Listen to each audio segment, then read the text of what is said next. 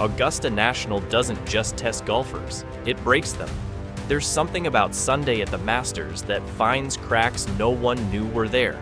And once those cracks open up, there's nowhere to hide. What you're about to hear are 6 of the most savage moments this tournament has ever produced. Public collapses, cold-blooded greatness, players watching their entire dream disappear in real time in front of millions. We start with the one that still defines what the word collapse even means. Greg Norman, 1996, a 6-shot lead. Gone by sundown. Norman was 41 years old that week, world number 1. He'd already been Masters runner-up 3 different times. He opened with a course record-tying 63 and led wire to wire. His own agent had bet $10,000 on him at 14-1 odds and turned down a 6-figure buyout. Local papers had already written the victory pieces. But Norman later admitted he didn't sleep Saturday night. He told a sports psychologist, quote, "I'm probably the only guy in the world who thinks, I don't know if I can hold it." He bogeyed the first, then 9, then 10, then 11, and then on the par 3 12th, his 7-iron landed short of the green, took one little hop, and rolled straight back into Rays Creek, double bogey. He was now 2 behind Nick Faldo, and he never recovered. Norman shot 78. Faldo shot 67, the lowest round of the entire weekend.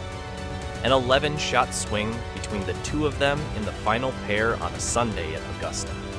Faldo hugged him on the 18th green and said, quote, "I don't know what to say to you."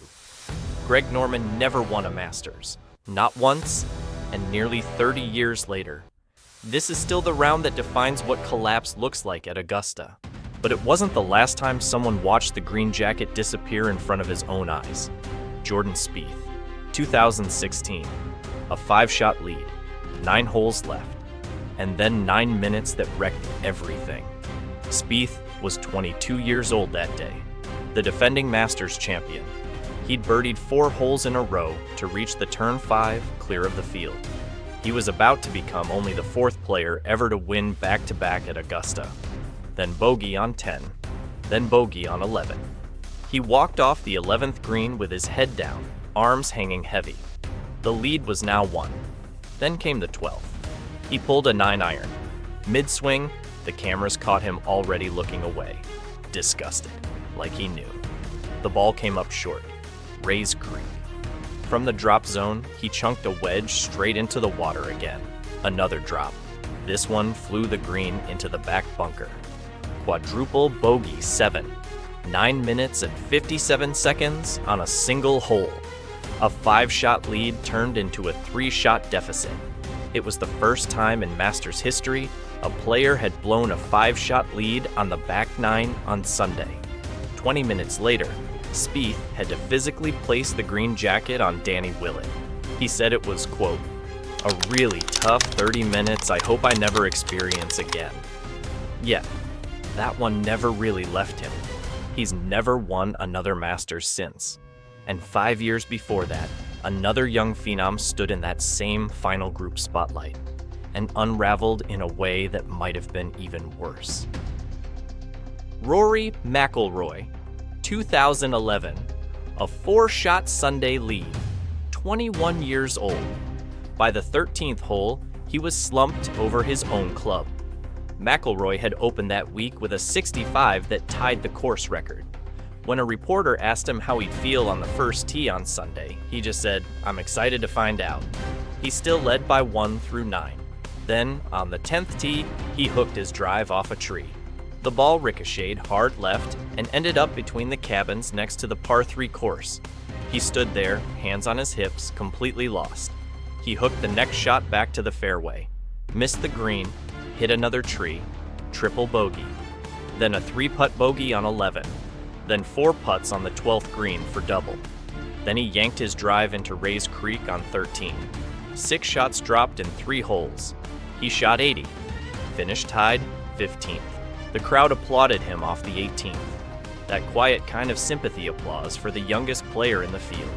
He cried on the phone with his parents the next morning, and it took him 14 years to escape that round. 14 years before he finally won at Augusta in 2025 and completed the career Grand Slam. The next one didn't even happen on a Sunday. It happened on Thursday, on the very first green. Ernie Els, 2016, a four-time major champion, a Hall of Famer, 6 putts from inside 3 feet. Els was 46 years old, playing his 22nd Masters. He'd been quietly battling the yips for 6 months, and the anchored putter ban had just taken effect that January, and his 2012 Open win had been built on that exact stroke. First hole, Thursday. He drove it nearly 290 yards into the fairway, chipped on to about 3 feet for par, and then it started. First putt missed, second missed, third, fourth.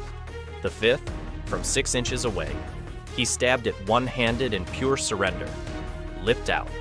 The sixth finally dropped, originally recorded as a 10, reviewed down to a 9, and it's still the highest score on hole 1 in over 80 years of Masters history. His playing partner, Jason Day, said right there in the moment that it could be career-ending. And Els's own quote, "Snakes in your brain." That became the defining phrase for golf's most feared psychological condition. He never seriously contended at the Masters again. And then there are moments where one man's collapse hands another the green jacket. The 2019 Masters was exactly that, just with a twist. Francesco Molinari, 2019, the reigning Open champion, the most patient man in golf. He'd had just 1 bogey through 3 full rounds. Molinari took a 2-shot Sunday lead over Tiger Woods, who hadn't won a major in nearly 11 years. Final pairing, threesomes that day, because of the storm forecast. Through the front 9, Tiger was struggling. Molinari was steady. And then they reached the par 3 12th. Brooks Koepka and Ian Poulter, in the group right ahead, had just dunked their tee shots in Rays Creek. Molinari hit his in, Tony Finau hit his in. Tiger Woods watched all of it, and then played safely to the center of the green. 4 players, 4 double bogeys, in about 25 minutes. 3 holes later, on 15, Molinari's approach clipped a tree branch and dropped into the pond. Another double bogey. Tiger birdied. Tiger won by 1. His first major in 11 years. Tiger himself called it, quote, Pandora's box. He didn't beat Molinari. He just stood there while Augusta did it for him. But Augusta plays no favorites. Not even Tiger. November 2020. The pandemic Masters, no fans, no roars. And Tiger Woods walking up to the 12th tee, the defending Masters champion, on the exact same hole that had won him his 5th green jacket 7 months earlier. He was 3 under for the tournament. Not really in contention, but the 12th had been kind to him. It was the hole that won him 2019. 8 iron from the tee, landed on the green, spun back into the water. From the drop zone, same thing. Wedge to the green, spin back, splash. 5th shot, flew the green, back bunker. 6th shot, bladed clean across the green and right back into the water. 3 balls in Rays Creek, a septuple bogey, 10. The highest score of his entire 26-year professional career. Same hole, same player. Opposite outcomes, exactly 7 months apart. He birdied 5 of his last 6 holes after that, and all he said was, quote, I committed to the wrong wind. And then later, this one. This sport is awfully lonely sometimes. No crowd, no roars, just Tiger and the water. Augusta forgives no one, not even the man who once owned it. 6 moments. 6 different ways Augusta National pulls the price out of a player. The greatest collapse in major history. A 5-shot lead lost in 9 minutes. A 21-year-old who needed 14 years to come back. A Hall of Famer who couldn't move his own putter. The most patient man in golf, drowned at Ammon Corner.